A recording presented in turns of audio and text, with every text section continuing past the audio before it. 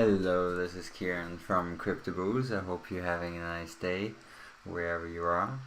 So we'll start about sentiment tweets and how they affect Bitcoin and other cryptocurrency prices. And I think this is very important since very often the price goes up or goes down and we don't really know how. And this is actually really interesting. So researchers do sentimental tweet analysis and look how it affects the BTC or Ethereum price, seeking out indicators among tweets to further bolster cryptocurrency technical analysis was a resourceful achievement for scholars at the Southern Methodist University SMU, as they uncovered a correlation between price action and volume of cryptocurrency related tweets on Twitter with search volume index such as Google Trends. The research, titled Cryptocurrency Price Prediction, using tweet volumes and sentiment analysis, was conducted to assess whether or not the Twitter had a role in the price actions of cryptocurrency markets.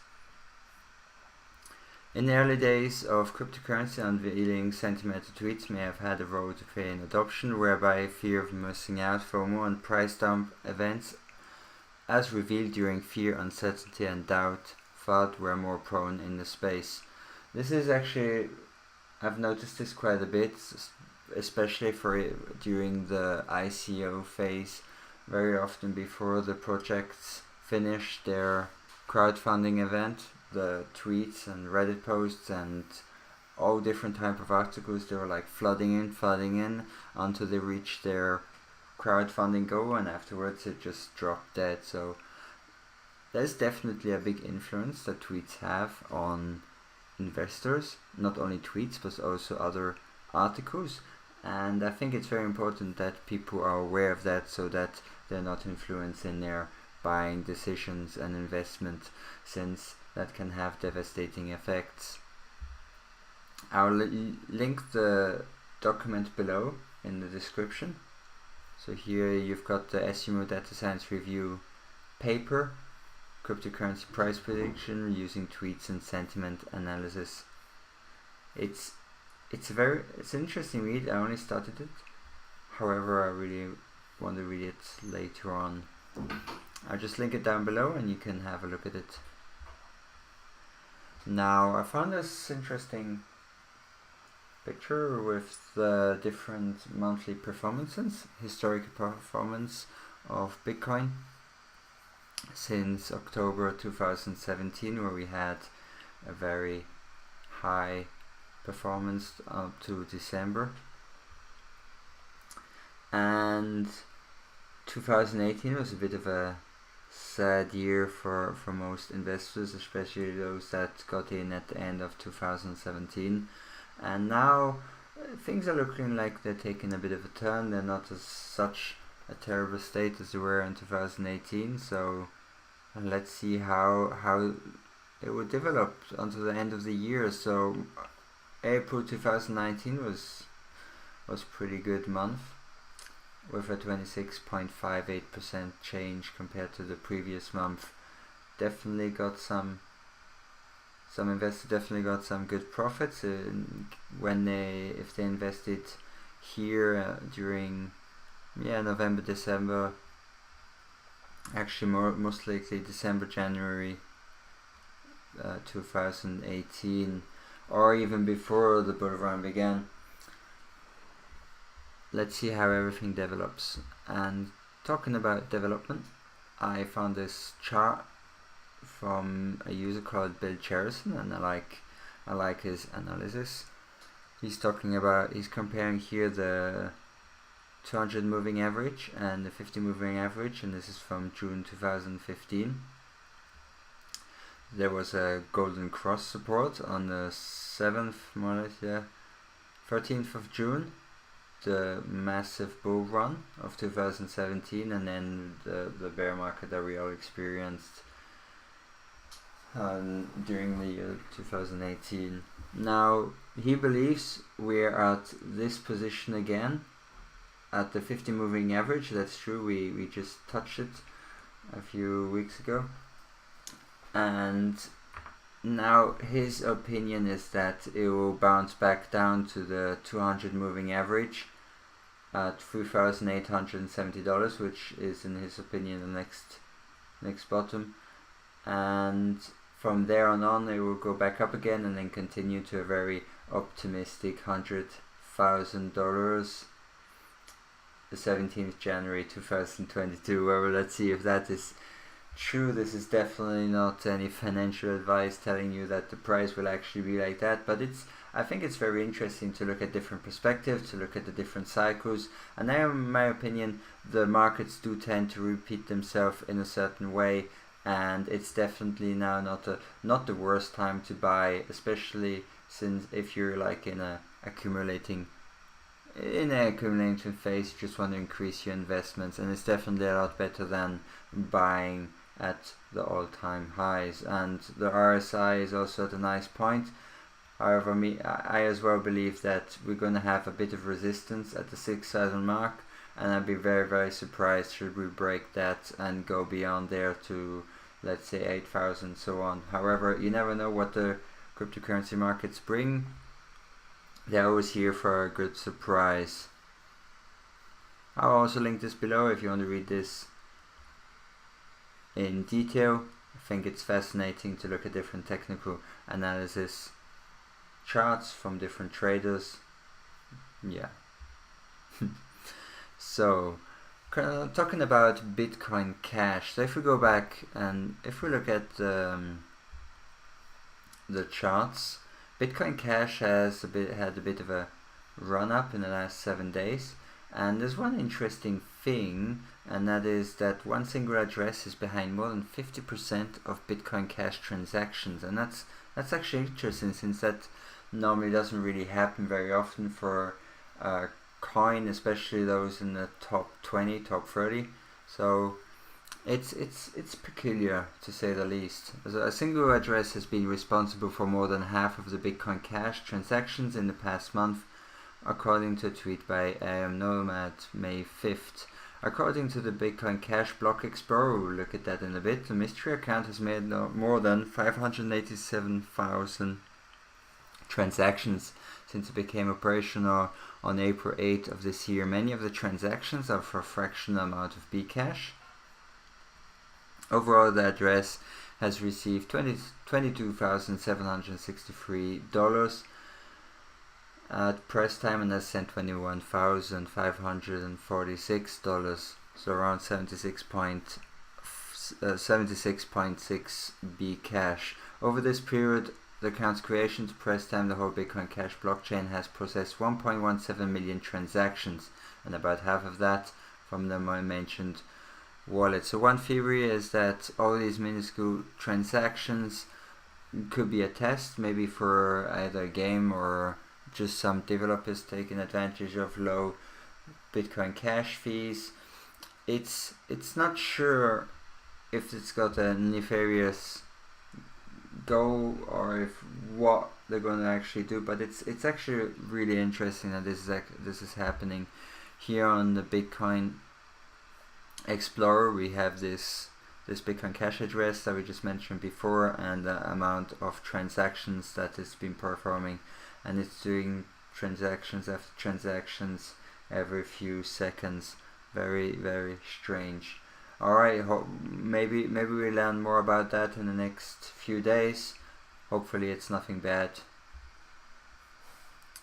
Interesting enough, Joseph Stiglitz, he won a Nobel Prize, and he's an economist, and he appears to be very much against cryptocurrencies, even though the most highlighted message left behind by the economist on an interview with CNBC was the proposal of shutting down the cryptocurrencies, as he calls it.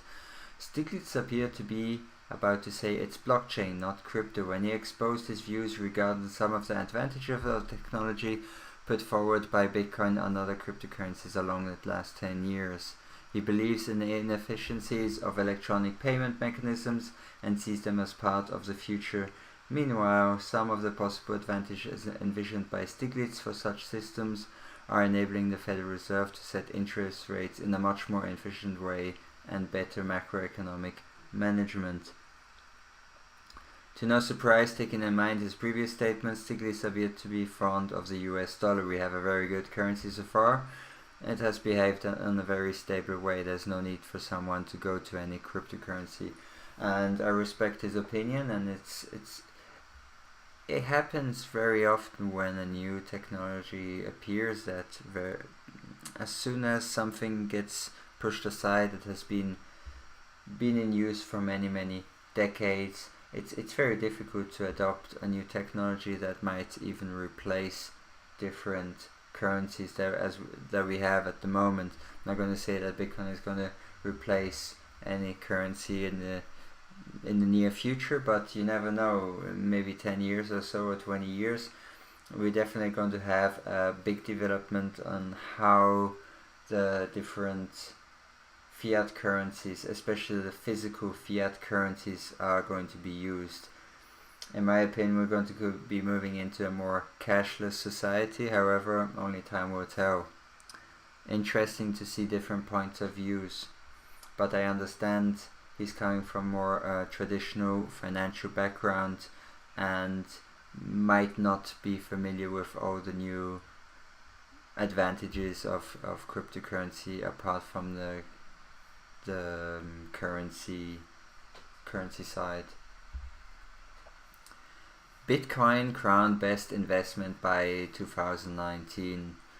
So it wasn't only Bitcoin that had a disastrous 2018 according to VSW, and there was a poll that they held, and broad rise in stocks, bond and commodities worries some investors. Even though the poll was positive, I think the way that they presented the article was a bit more in a negative light, as they see since the asset classes have risen in such a short time that it might be too good to be true.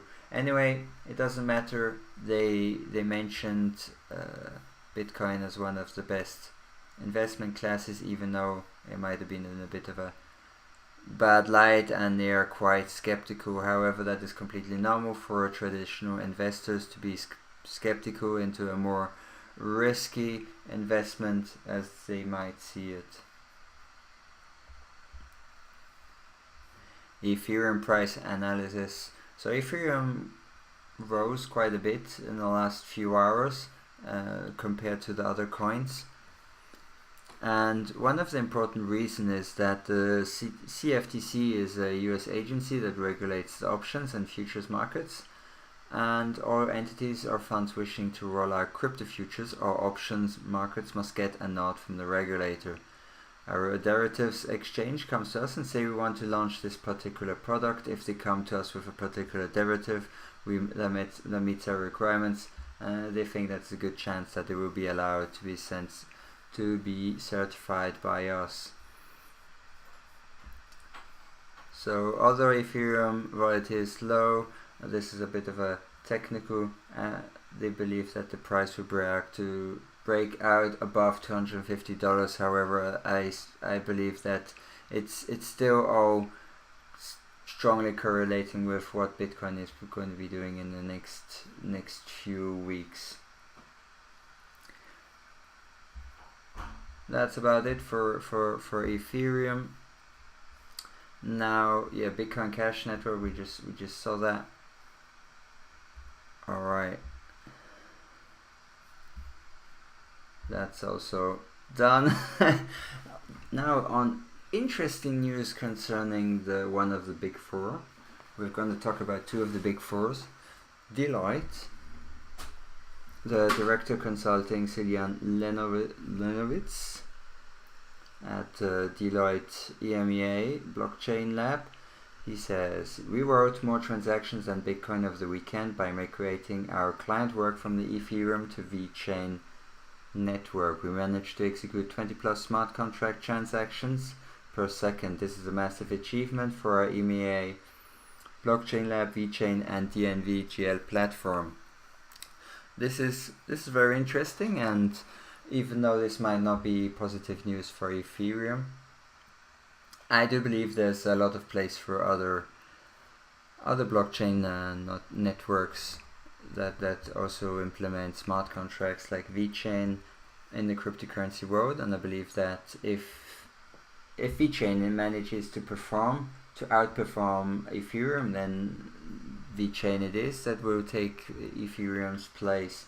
And I believe that there's a lot of potential, and it's nice to see that different projects are being recognized, such as VeChain. Below is a bit of a chart showing the different transactions, TPS so transactions per second. Here a bit more information about Deloitte. One of the big four audit providers, Deloitte, has announced it is changing lanes to join VeChain, a blockchain platform, after 3 years on Ethereum. Deloitte has been a member of the Enterprise Ethereum Alliance, EEA, since mid-2017 to encourage business to adopt the use of Hyperledger projects. And after 3 years, they shifted and they decided to go with VeChain since it's scalable and has a higher transaction rate than Ethereum. Deloitte may have been pulled more by the speed of VeChain. The directors consulting at Deloitte, Cillian Leonovitz, said, "We worked more transactions than Bitcoin over the weekend. We just looked at that before." So this is, like I said, this is very, very interesting stuff. There are areas where pure decentralization is not only valuable but necessary. There are many roads to where we are heading. Arguing only Ethereum or VeChain can survive is not only silly but short-sighted. What we should be cheering is mainstream adoption. I think that's a very good explanation on how we should see the different projects. They're not only competing with each other, but everyone has their own use case. And I think it's fantastic that especially one of the big four that gives cryptocurrency a lot of credibility and is a very strong hallmark of adoption, and we're moving in the correct direction. This is good. It's good for the whole cryptocurrency space and for different projects, especially if you're holding one of these coins. Hopefully the main adoption and mainstream is not too far away, especially during the next bull run. You will see some nice profits. Alright, so that's it for this evening. I hope you enjoyed this video. I wish you a nice day and see you in the next one. Bye bye.